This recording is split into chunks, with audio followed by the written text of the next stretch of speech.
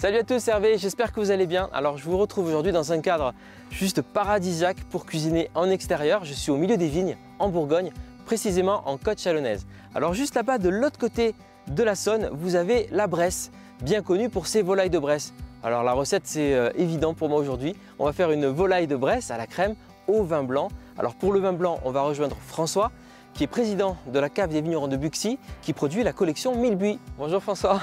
Bonjour Hervé. Comment ça va? Ça va très bien. Bon, merci de m'accueillir dans cet espace magnifique. Ah voilà, en plein air. tu vois, un écrin de verdure. Ouais. Hein, nous sommes à Montagny, une appellation que de blanc. D'accord. Chardonnay, on est en Bourgogne, déjà Bourgogne du Sud, côte chalonnaise. On est dans un amphithéâtre. Et moi je t'apporte une bouteille de Montagny Mille Buis de la cave de Buxy. Je crois que ça accompagnera parfaitement ton plat. Ah bah c'est top. Je vais préparer cette petite volaille avec le Montagny Mille Buis. Et puis je t'invite à me rejoindre juste après. On déguste ensemble, on en parle, ça te va? Plaisir, allez, merci. à tout à l'heure.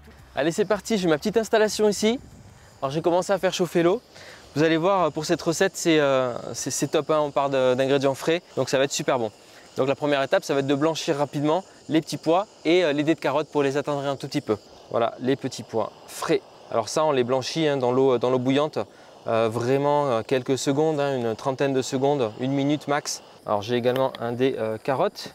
Je vais les éplucher et les tailler en petits cubes. Voilà, hein, quand vos petits pois remontent à la surface, on va pouvoir les réserver. Ils vont continuer à cuire tout à l'heure avec le poulet et la crème. Et dans cette eau, je vais plonger également mes petits dés de carottes pour les attendrir un petit peu et gagner du temps de cuisson. Pendant ce temps, on va se servir aujourd'hui donc des filets de blanc de poulet pour la recette. Voilà, on va couper alors soit des aiguillettes, soit des petits cubes. On va réserver les morceaux de blanc de poulet ici. Voilà, je vais réserver mes petites carottes également. Vous voyez là, elles sont juste attendries, c'est parfait. Et surtout, je vais garder l'eau chaude pour cuire mes tagliatelles tout à l'heure. Alors pendant ce temps, le poulet, comme je vous disais, vous faites une petite préparation, soit farine, soit fécule de maïs. Avec dedans, vous pouvez mettre de l'ail en poudre, vous pouvez mettre des herbes de Provence, un peu de fleur de sel, du poivre. Vous pouvez l'assaisonner en fait, hein, cette préparation à base de farine. Ça va agir un peu comme une protection et ça va vous donner un poulet ultra moelleux. Moi, je tapote comme ça pour faire tomber l'excédent. Voilà. Alors on va faire chauffer une bonne noix de beurre. Ensuite, on va faire revenir notre poulet. Alors moi, ce que j'aime, c'est ajouter mes épices en début de cuisson. J'en mets toujours un petit peu après à la fin. Là, j'ai du paprika fumé. On va faire dorer nos morceaux de poulet. Alors je vais ajouter les petites carottes pour commencer à les réchauffer. Les petits pois, je les ajoute un peu plus tard. Une fois que c'est bien chaud, on va pouvoir déglacer. Allez, c'est parti, le vin blanc. On va ajouter une petite branche de romarin qui va venir ajouter des arômes à notre plat. Je vais pouvoir mettre les petits pois. On attend que ça réduise bien. Hein. On a vraiment une concentration des saveurs là dans la poêle et on va pouvoir verser la crème. On va mettre un petit peu de fleur de sel. J'ai pris de la fleur de sel fumée avec du coup du paprika. On va mettre un tour de poivre.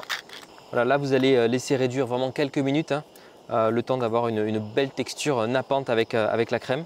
Voilà, donc là écoutez, c'est parfait.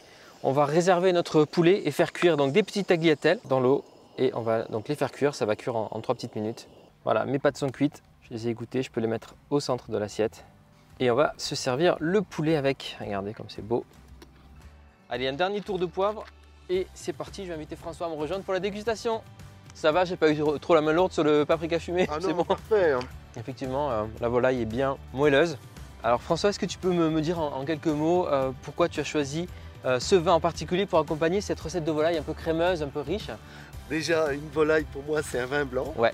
Et en plus, le Montagny Mille Buis, c'est un vin blanc qui a du tonus, Ouais. de la fraîcheur Ok. et qui va très bien contrebalancer le côté crémeux de ta volaille. Ce qui va bien aller, c'est le côté arôme de fruits secs, donc des amandes grillées notamment. D'ailleurs, tu me fais penser, j'aurais pu même rajouter des petites amandes effilées Eh grillées ouais. dessus pour la petite touche, le rappel. C'est vrai que ça irait super bien. Est-ce que tu as un petit conseil de dégustation à nous donner pour ce vin blanc? C'est un vin à boire frais mais pas froid. Ok. Alors moi je dirais 14. 14 Allez, degrés. Entre 12 et 14. On a un bel équilibre, vous allez vous régaler à la maison avec cette recette. Franchement, super facile à faire. Donc n'hésitez pas, le Montagny 2020 vin blanc de Bourgogne va super bien avec cette recette en dégustation et dans la préparation. Et puis on va vous souhaiter un bon appétit. Hein. Merci François de m'avoir permis de travailler dans ce cadre qui est juste magnifique. Et à bientôt. Merci beaucoup. À bientôt. Salut tout le monde.